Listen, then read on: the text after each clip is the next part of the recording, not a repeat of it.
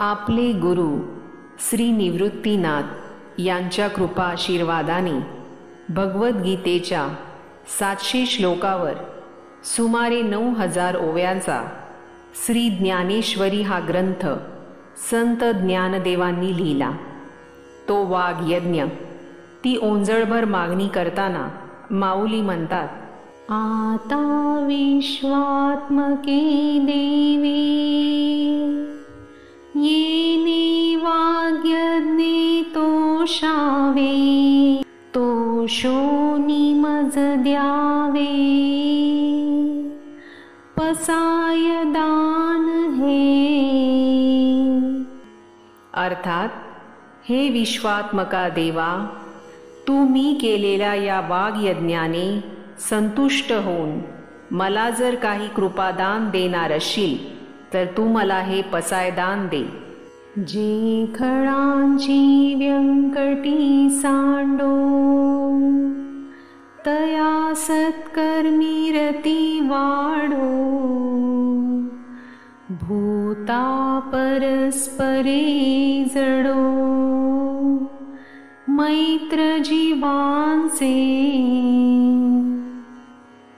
अर्थात, हे ईश्वरा, तुझ्या कृपेने जे लोक वाईट आहेत, दुष्ट आहेत, त्यांचा दुष्टपणा संपून जाऊ दे.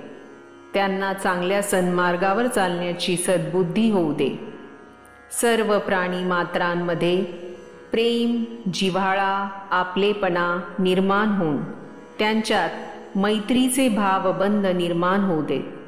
दुरितांचे तिमीर जावो, विश्वस्वधर्म सूर्ये पाहो, जो जे वांछिल तो ते लाहो, प्राणी जात.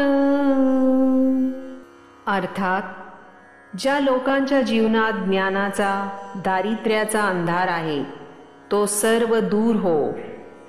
या सकल विश्वात स्वधर्म चरणाचा सूर्योदय हो. जो जे मनुष्य जे जे आपल्याला लाभावे अशी इच्छा करीत असेल त्यास ते प्राप्त हो. सर्व प्राणी मात्राच्या सर्व चांगल्या इच्छा पूर्ण होत त्यांना त्या गोष्टी मिळू देत. वर्षत सकळ मंगळी, ईश्वर निष्ठांची मांदियाळी,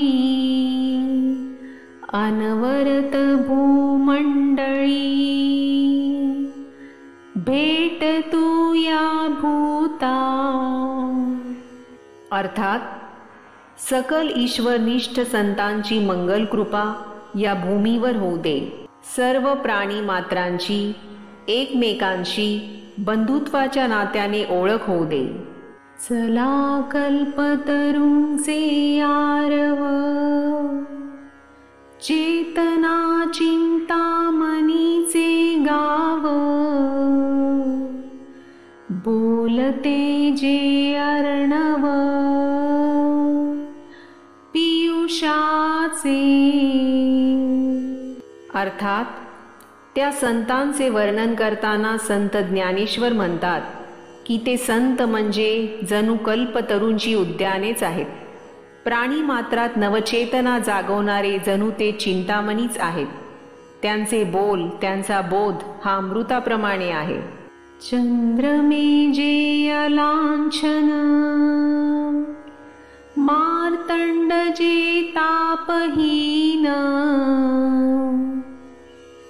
ते सर्वाही सदा सज्जन, सोय रे हो तू. अर्थात, ते संत म्हणजे कोणताही डाग नसलेले शीतल चंद्रमा आहेत. ताप न देणारे ते सूर्य आहेत. ते स्वयं साधू वृत्तीचे आणि सज्जन स्वभावाचे आहेत. ते सर्वांचे खऱ्या अर्थाने कल्याण करणारे सोयरे आहेत. किंबहुना सर्व सुखी, पूर्ण होनी तिन्ही लोकी, भजी जो आदि पुरुखी, अखंडित।